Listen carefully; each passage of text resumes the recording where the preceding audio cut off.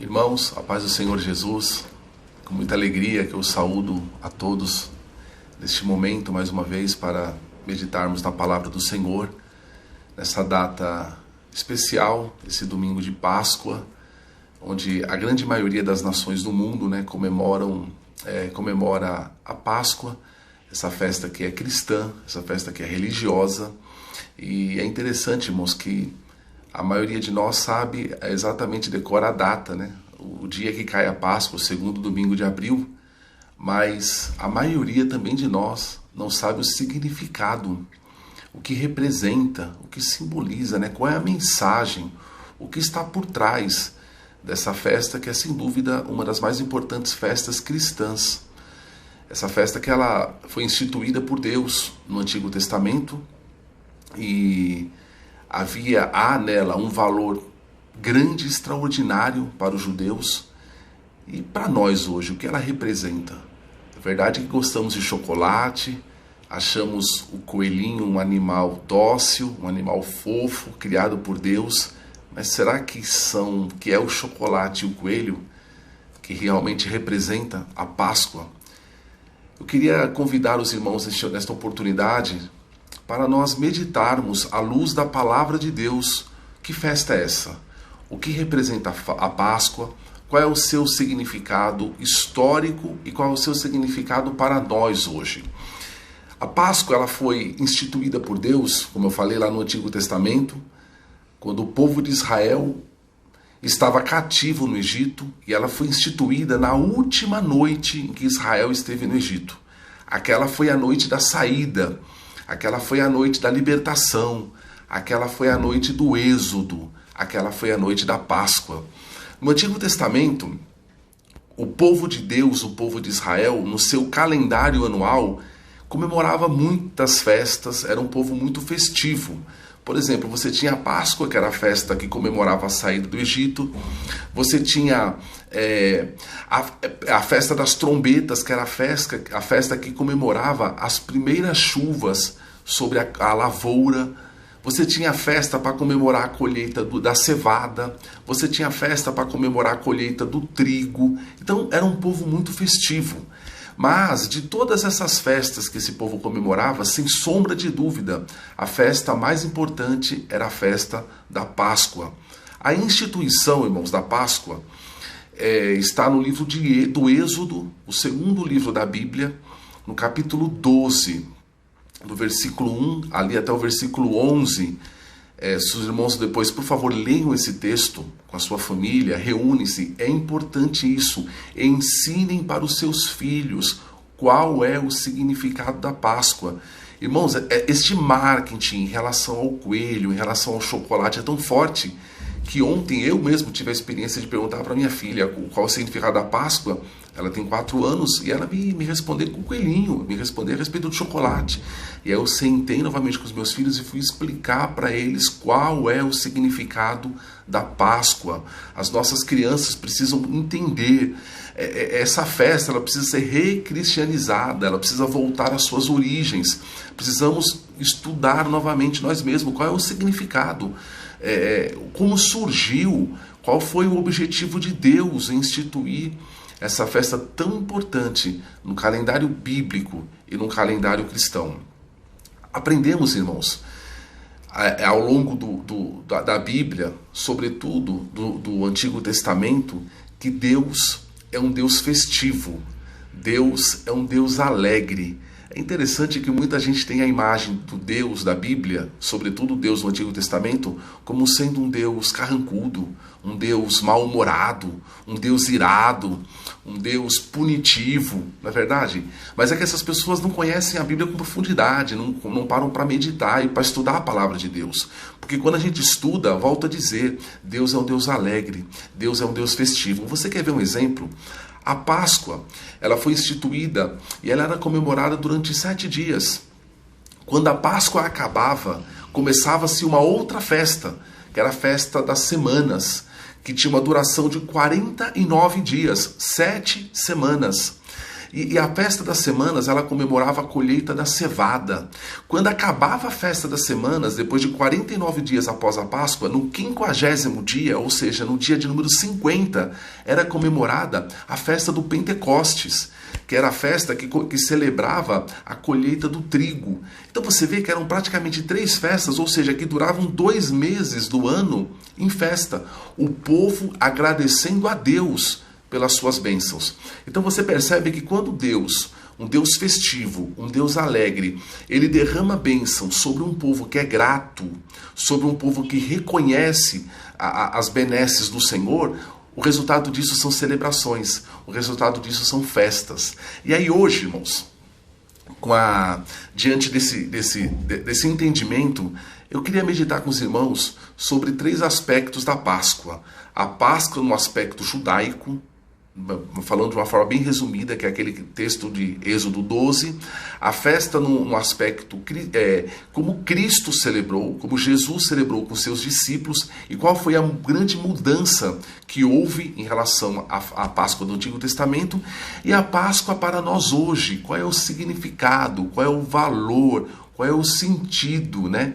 Quais são as lições da Páscoa para nós hoje. Devemos celebrar? Não devemos celebrar? Como devemos celebrar? É isso que nós queremos aprender com a meditação neste momento, né? Essa meditação nesse domingo de Páscoa. Aprendemos, irmãos, quando a gente vai meditar em primeiro lugar na Páscoa dos judeus, nós vemos que ela foi instituída por Deus quando o povo estava lá no Egito. O povo tinha ficado no Egito durante 430 anos. Os seus últimos dias no Egito foram dias de muito sofrimento, de uma escravidão muito dura, muito cruel. Então o povo, ele clamou ao Senhor, ele chorou diante de Deus, ele gemeu diante do Senhor, o Senhor ouviu o clamor do povo de Israel, o Senhor se lembrou da sua aliança com Abraão, e a Bíblia diz que Deus desceu ao Egito. Deus desce ao Egito então para libertar o seu povo. Deus desce ao Egito com uma lembrança da sua aliança com Abraão e vai então tirar o seu povo do cativeiro. E para isso Deus levanta um homem chamado Moisés. Moisés então seria o interlocutor de Deus. Moisés seria o mensageiro do Senhor. Moisés seria o homem que chegaria diante de Faraó com a mensagem de Deus. E qual era a mensagem de Deus? Faraó tinha de libertar Israel. Israel tinha uma celebração. Olha de novo a celebração, olha de novo a questão da festa. Israel tinha uma celebração com o Senhor no deserto. E Faraó então tinha que libertar o povo. Mas diante disso, a Bíblia diz que Faraó endureceu seu coração, Faraó zombou da mensagem, zombou de Moisés e, consequentemente, ele zombou do Senhor. Ele pergunta: quem é Deus? Né? Quem é o Senhor para que me dê uma ordem como essa? Para que me ordene que liberte o povo? Então, diante dessa mensagem de Moisés, Faraó, ele castigou ainda mais o povo de Israel. Aquilo que já era difícil tornou-se ainda pior. E diante desse endurecimento do coração de Faraó, Deus então capacita, Deus dá poder, Deus dá autoridade a Moisés para que ele envie, para que ele traga algumas pragas ao Egito. Esse texto, né, esses textos que são conhecidos como as 10 pragas do Egito. Por exemplo, Deus enviou ali, fez com que as águas do rio se transformassem em sangue. Deus trouxe ali as pragas das rãs, Deus trouxe as pragas dos piolhos. Imagine só, irmãos, todo mundo coçando a cabeça, todo mundo com muito piolho, né? E aí eles clamavam, pediam para que Moisés orasse ao Senhor para que aquela praga cessasse. E aí Moisés orava ao Senhor, a praga cessava, mas depois de ter cessado a praga, Faraó continuava com o coração endurecido e não queria libertar o povo. E aí vieram as pragas, a morte dos animais, a praga das úlceras, a praga das saraivas ou dos grandes granizos, né, que Deus mandou ali no Egito, a praga dos gafanhotos, a praga das trevas. E mesmo depois de todas essas pragas, a Bíblia diz que Faraó continuou endurecido, continuou incrédulo, continuou com seu coração contra o Senhor, contra a ordem do Senhor. Então Deus aparece a Moisés e a Arão e anuncia então a última praga. Essa última praga, ela seria diferente das demais. Essa última praga, o povo de Israel deveria se preparar para receber essa última praga. O povo de Israel deveria fazer ali um ritual para essa última praga, e ali nasceria a Páscoa. Deus desembainharia a espada e Deus desceria ao Egito. E naquela noite, segundo a palavra que o Senhor havia dito a Moisés e Arão, todos os primogênitos do Egito morreriam. O que é primogênito? Primogênito é o filho mais velho de uma família. Ou seja, Deus visitaria todas as famílias do Egito e mataria o filho mais velho. Mataria o primogênito de todas as famílias. Essa data, irmãos, foi tão importante que Deus, lá no capítulo 12, no verso 1 de Êxodo, vai dizer para Moisés o seguinte, para Arão: marque essa data porque esse dia marcará um novo ano para Israel. Será um novo tempo, ali surgiria um novo calendário, que seria o calendário religioso de Israel. Hoje começa-se para vocês um novo ano, um novo tempo. Hoje será o primeiro dia deste novo ano. É uma nova marca. E eu fico pensando, irmãos, que assim acontece com aquele homem que foi encontrado por Cristo. Quando o homem tem um encontro com Jesus, uma nova marca, um novo tempo, uma nova história começa em sua vida. A Páscoa, então, celebra uma nova história. A Páscoa celebra um novo tempo. A Páscoa celebra um novo cenário. É isso que Deus estava dizendo para Moisés e para Arão. Essa é a Páscoa. E como que funcionava? As famílias então deveriam se reunir e deveriam fazer uma refeição, um jantar, uma ceia. Deveriam fazer ali uma refeição, e Deus inclusive deu o cardápio dessa refeição. Deus disse que naquela refeição deveriam conter pães sem fermento ou pães asmos. Vale lembrar que, abrindo um parênteses aqui, na Bíblia o fermento simboliza mentira, simboliza o engano, né? Era algo que era feito com massa podre, simboliza algo velho, a velha vida, o velho homem. Isso que é o que simboliza o fermento na Bíblia. Então Deus diz assim, nessa festa, na Páscoa, vocês devem celebrar com pães sem fermento, vocês devem celebrar com ervas amargas que fazia memória à aflição que o povo tinha sofrido no Egito, na escravidão. Então vocês devem celebrar com pães sem fermento, com ervas amargas, o vinho, né, que era normal em toda a refeição de um judeu, e devem celebrar com o prato principal. Qual era o prato principal? O cordeiro. Um cordeiro, um animal macho de 1 ano, sem defeito. Um cabrito ou um cordeiro deve ser morto. A sua carne deve ser totalmente comida naquela noite. Se uma família fosse pequena demais para comer um cordeiro inteiro, ela deveria convidar outra família, para que o número de pessoas e a capacidade que cada um tinha de comer fosse suficiente para comer todo aquele cordeiro aquela noite. Se alguma coisa daquele cordeiro sobrasse para o dia seguinte, deveria ser queimado, não deveria ser comido. Olha que interessante. E outra coisa, o sangue, a importância estava no sangue. O sangue daquele cordeiro deveria ser tirado e deveria ser passado, espargido nos umbrais das portas, nos batentes das portas. Essa era a refeição, esse era o ritual. E tinha mais um detalhe em relação a essa refeição. Qual era? O povo deveria comer às pressas. O povo deveria comer pronto para sair. O povo deveria comer ali preparado, porque naquela mesma noite o povo sairia do Egito. Eles deveriam comer com cinto no lugar, deveriam comer com a sandália nos pés e deveriam comer com cajado na mão, ou seja, deveriam comer preparados para a sua partida.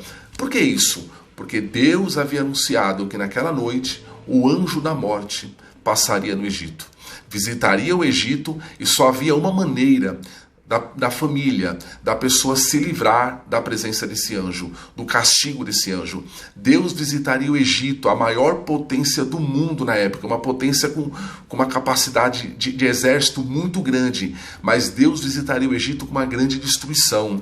Seria ali um prenúncio do juízo final de Deus. Só haveria uma forma de escapar ileso da passagem deste anjo: o cordeiro. o sangue do cordeiro nos umbrais da porta. A força que visitaria o Egito era uma força sobrenatural, era uma força irresistível, e só havia uma maneira de se livrar: por um cordeiro. A saída do povo, a salvação do povo estava no animal dócil, estava no animal indefeso, estava no cordeiro. Interessante que quando a gente olha a história bíblica, esse cordeiro estava presente lá em Gênesis 3, quando a Bíblia fala que Deus fez roupa para vestir Adão e Eva, porque eles viram que estavam nus e eles sentiram vergonha. Então esse cordeiro estava ali vestindo os primeiros homens. Esse cordeiro, ele também estava presente em Gênesis 22, quando a Bíblia fala que Abraão, por ordem de Deus, iria matar o seu filho Isaque. Mas a Bíblia fala que na hora que Abraão preparou o cutelo ali, o machado, para descer sobre a cabeça, para o pescoço de Isaque, ele olha para trás, ele ouve uma voz, né? Ele olha para trás e ele vê um cordeiro amarrado pelo chifre. O cordeiro estava ali, fez com que Isaque não morresse e fez com que a esperança da posteridade de Abraão lhe fosse então devolvida. Esse mesmo cordeiro, ele aparece lá em Apocalipse, capítulo 5, quando a Bíblia fala que todos os seres celestiais se prostraram diante desse cordeiro, porque viram que ele era digno de abrir o livro, de desatar os 7 selos. Então, a história da Bíblia é a história de um cordeiro. A história da Bíblia é a história de um cordeiro que derrama o seu sangue em favor do homem. Veja que coisa gloriosa. A história da Bíblia é uma história de amor que é materializada por meio de um cordeiro. É por isso que João Batista, quando viu Jesus, ele disse o seguinte: eis o Cordeiro de Deus, que tira o pecado do mundo. Voltemos, irmãos, então, à história de Êxodo. Em toda a casa haveria uma morte. Se não fosse a morte do cordeiro, seria a morte do primogênito. Mas em toda a casa haveria sangue.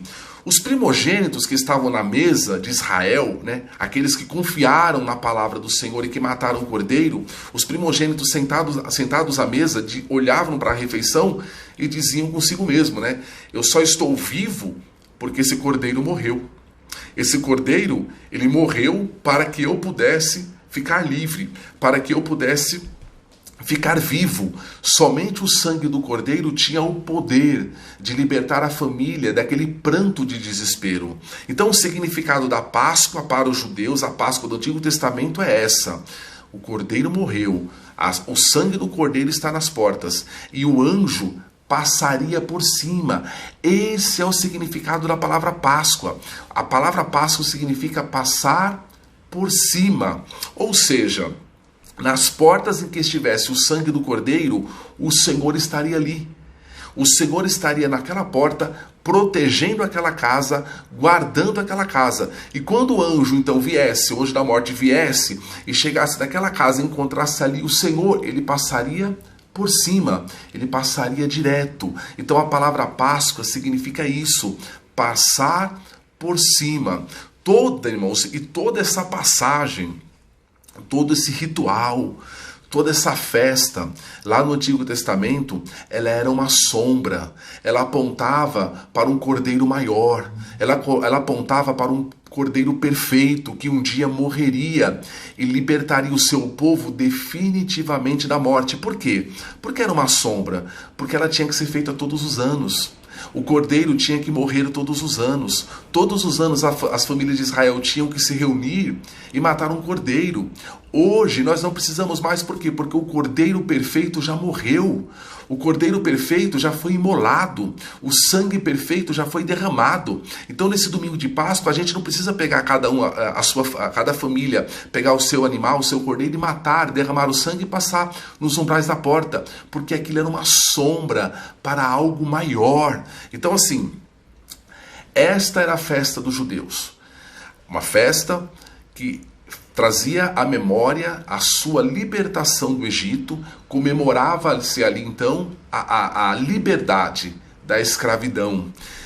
Quando, irmãos, a gente vai para o Novo Testamento e a gente olha para a vida de Jesus, a gente vê como Jesus celebrou essa festa, a gente vê que há uma mudança. Por quê? Jesus era um judeu, os seus discípulos também eram judeus.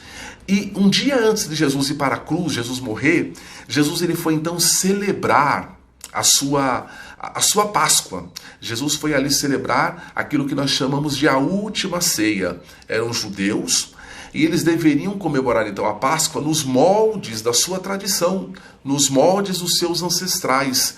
Mas ali, quando a gente percebe como Jesus celebrou, a gente vê algo muito diferente. A gente vê algo espantoso. Por quê? O cardápio era diferente.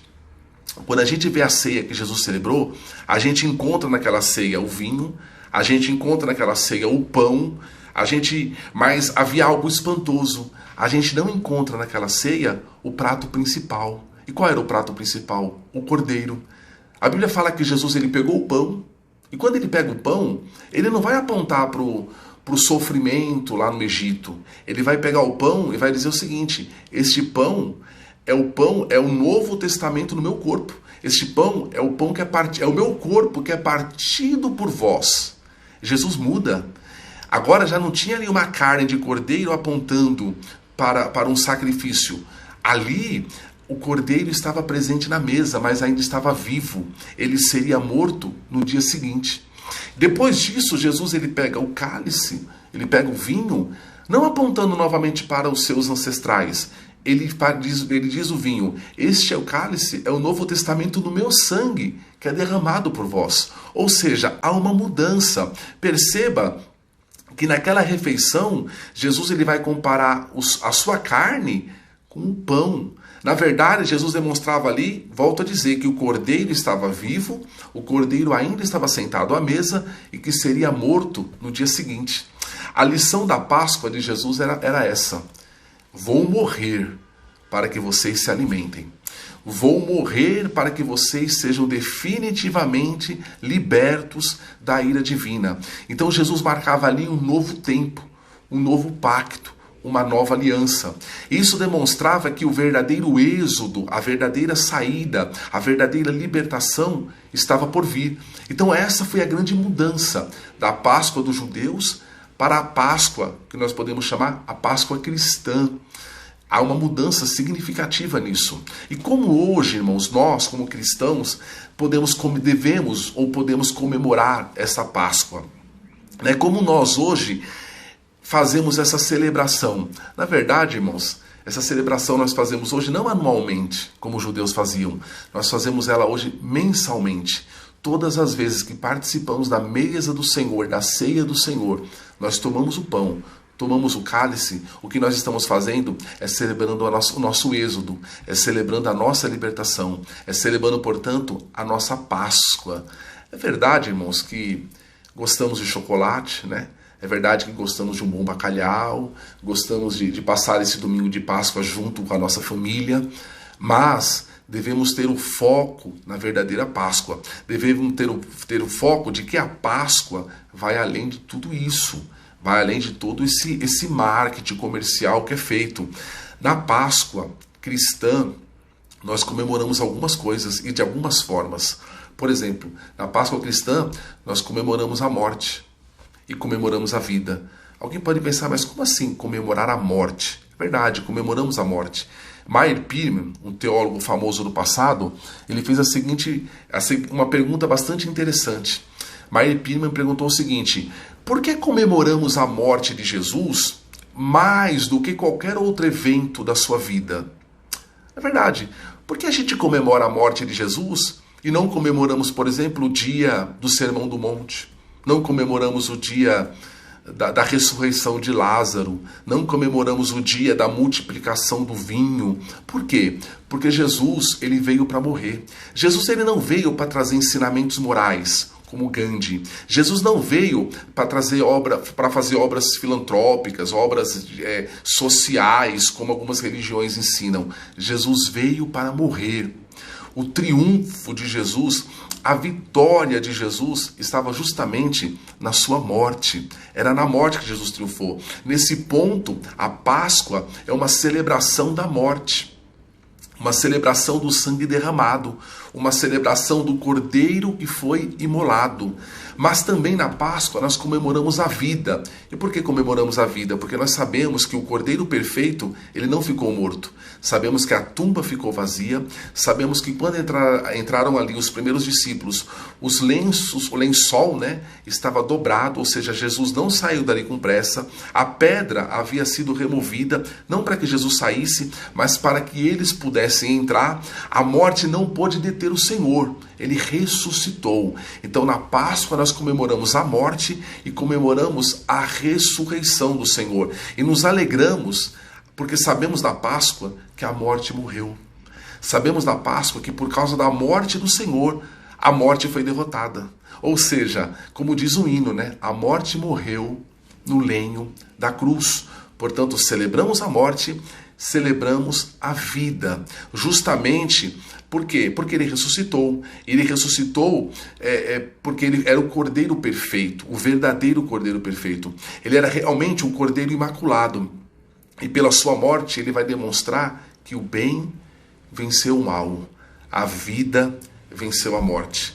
A Páscoa, portanto, é a festa da libertação espiritual. Aponta para o preço que foi pago por nós. A Páscoa tem a ver com sangue e não com chocolate. A Páscoa tem a ver com a vida que venceu a morte. É isso que celebramos. E como nós devemos celebrar? É importante isso, porque a Páscoa, eu falei, ela tem vários paralelos com a Santa Ceia, que celebramos mensalmente na igreja, com pão e com vinho. E como nós devemos celebrar? A Páscoa era uma festa comunitária. Todo judeu, conforme está escrito em Êxodo, ele deveria comemorar ou celebrar em família. Um judeu jamais poderia celebrar uma Páscoa sozinho. Se ele tivesse uma família muito pequena, deveria se unir a outra família, mas sempre deveria ser celebrada em comunidade. Ninguém, irmãos, deve hoje comer uma ceia sozinho. Nós não celebramos a ceia nas nossas casas, porque a ceia ela deve ser celebrada em comunidade. A ceia, como a Páscoa, ela deve ser celebrada sempre apontando para uma comunhão maior. Eu, para participar da ceia, como para participar da Páscoa lá o judeu, eu devo estar em comunhão. Comunhão com os meus irmãos, comunhão com a minha família, comunhão com as pessoas. Aponta que eu não posso viver sozinho. A Páscoa mostra para isso. A Páscoa sempre aponta para uma comunidade. E é interessante isso, porque dentro dessa comunidade, nessa mentalidade de Páscoa, dessa celebração do Senhor, sabe que a gente aprende? Que todos temos o mesmo valor. Não existe ninguém grande, não existe ninguém pequeno. Sabe o que diferenciava as pessoas na Páscoa? Era o fato de ter ou de não ter o sangue. Entende? A única diferença entre as pessoas era aquelas que tinham sangue para aquelas que não tinham sangue. Ninguém era maior do que ninguém. A única coisa que as diferenciava era o sangue. E por último, irmãos, a festa ela é também, além de ser uma festa comunitária, além de ser a celebração da morte, a celebração da vida, ela é uma festa que aponta para frente. Ela é uma festa que renova em nós a esperança. Ela é uma festa escatológica. Porque quando Jesus falou assim: não beberei mais do fruto da vide até aquele dia. Ou seja, quando a gente celebra a ceia, quando a gente pensa na Páscoa, nós devemos nos lembrar que Jesus fala de um dia que virá, um dia onde essa aliança ela será totalmente concretizada. Um dia, e naquele dia, disse Jesus, haverá uma nova refeição, haverá uma nova mesa. E naquele dia o Cordeiro ressuscitado, ele estará presidindo aquela refeição, aquele banquete. Ou seja, assim como a Páscoa dos judeus, a Páscoa lá no Egito, ela apontava para o evento que ainda aconteceria, porque eles ainda estavam no Egito, não é verdade? A libertação ainda não tinha acontecido, era um evento profético nesse sentido, sabe? Um evento de algo que iria acontecer. Assim é hoje conosco. Quando nós pensamos em Páscoa, quando nós pensamos na ceia do Senhor, nós devemos dizer para nós mesmos, devemos renovar e devemos dizer para a família, para os irmãos, renovando essa esperança. Ele vem. Aquele dia glorioso chegará, porque Jesus ele tomou a sua ceia aqui na terra, mas com os olhos naquela ceia que ainda está no porvir, aquela ceia que quando a gente olha para a ceia aqui da terra, quando a gente olha para a Páscoa aqui da terra, quando a gente olha para essa celebração que nós fazemos aqui, é uma pálida sombra da verdadeira libertação que ainda virá, quando nós estivermos naquela mesa. Ou seja, e essa promessa que Jesus faz, essa aliança desse dia que virá, ele faz essa promessa e essa aliança num pacto de sangue. Ou seja, a celebração da Páscoa é uma antecipação e uma expectativa do que acontecerá no porvir. Portanto, irmãos, devemos sim celebrar a Páscoa. Devemos sim estar em família, devemos sim nos alegrar nesse dia, mas sabendo o seu verdadeiro significado. Fomos libertos, fomos comprados, sabe? Há um sangue que foi derramado e esse sangue garante a nossa vitória, sabe? A nossa vitória, ela não depende da intensidade da nossa fé, se a fé é grande, se a fé é pequena, se o conhecimento teológico é grande ou é pequeno. O que diferencia é o sangue. E eu queria concluir essa meditação com uma ilustração do teólogo americano D.A. Carson. Carson, ele diz o seguinte, olha a ilustração que ele fez. Ele vai fazer a ilustração como se dois judeus tivessem se encontrado naquele dia lá no Egito. Ainda estava de dia, Moisés tinha anunciado para o povo que o povo à noite deveria fazer, então dois homens se encontraram. Um estava confiante, o outro estava com medo. Então eles se encontraram ali na terra de Gósen, e um relata sobre o seu medo ao outro, né? O medo do que aconteceria naquela noite. E o outro demonstrou absoluta confiança. Aquele que estava com medo, ele diz o seguinte, não, mas eu estou com medo por causa dos últimos acontecimentos. As pragas, as moscas, o rio em sangue, a saraiva, os piolhos, tudo isso daí está me deixando bastante temeroso sobre aquilo que vai acontecer hoje à noite. E aquele que estava confiante simplesmente disse, fique em paz, porque Deus já nos alertou através de Moisés sobre o que devemos fazer. E ainda perguntou assim, você não sacrificou o cordeiro? Você não vai colocar o sangue nos umbrais da tua porta? Você não está pronto para a refeição junto com a tua família? Você já não fez tudo isso? Você já não está preparado para tudo isso? E ele respondeu, aquele que estava com medo respondeu, é claro que eu fiz. Eu não sou idiota. Mas, mesmo que eu tenha feito tudo isso, é muito assustador. Essa ameaça, ela é muito séria. Você tem 3 filhos, eu tenho apenas um. Eu não posso perder o único filho que eu tenho. O outro disse, que venha a noite. Eu confio nas promessas de Deus. A noite veio. A noite chegou. O anjo passou pelo Egito. E sabe qual desses 2 homens perderam o seu filho primogênito? Nenhum deles. Claro, nenhum. Sabe por que nenhum? Porque este movimento, a Páscoa nos ensina isso, que essa salvação, que essa libertação, ela não depende da intensidade da nossa fé. Ela depende apenas do sangue do Cordeiro. Isso cala o assustador, o que cala o acusador, o que cala o medo, o que cala o susto, o que cala o temor no nosso coração é o sangue do Cordeiro. A diferença não está em quem tem uma fé grande e uma fé pequena. A diferença não está em quem tem muito conhecimento de Deus ou em quem tem pouco conhecimento das coisas de Deus. A diferença está no sangue. O que te guarda, meu irmão, é o sangue. O que te protege é o sangue. Esse sangue está sobre a tua casa. Descansa no Senhor, viu? Não fique com medo não dos dias que estamos vivendo.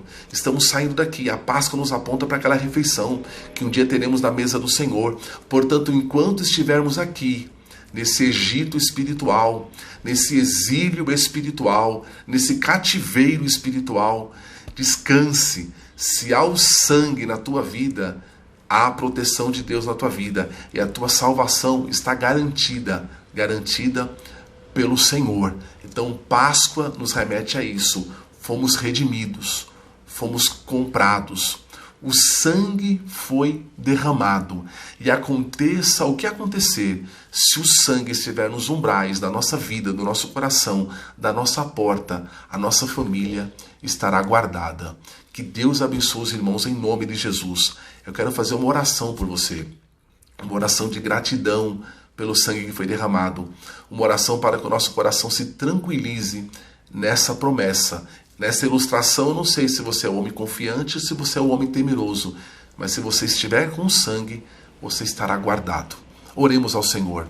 Maravilhoso Deus, em nome de Jesus, queremos mais uma vez te dar toda a glória pelo sangue que foi derramado. Como disse Paulo, Cristo é a nossa Páscoa, Cristo é a nossa redenção, Cristo é a nossa segurança, Cristo é a nossa proteção. Meu Deus, que o teu sangue, Senhor, esteja em nós, que estejamos guardados no teu sangue, que estejamos confiantes no teu sangue, Senhor. Não há nada que devamos fazer a não ser confiarmos que o sacrifício do Senhor é quem nos compra, que o sacrifício do Senhor é quem nos salva, que o sacrifício do Senhor é quem nos protege. Meu Deus, eu te peço pela família dos meus irmãos, Pai, que estão ouvindo esta mensagem, guarda cada um dos seus lares, guarda os seus corações, ó Pai, guarda as suas mentes, ó Pai, guarda a fé de cada um dos meus irmãos em Ti, pelo sangue do Teu Filho. Em nome de Jesus, nós te agradecemos. Amém, Senhor. Amém. Que Deus abençoe os irmãos. Fique com esta palavra, viu? Descanse nesta palavra. Ao sangue do Cordeiro na tua vida. Que Deus te abençoe em nome de Jesus. Amém.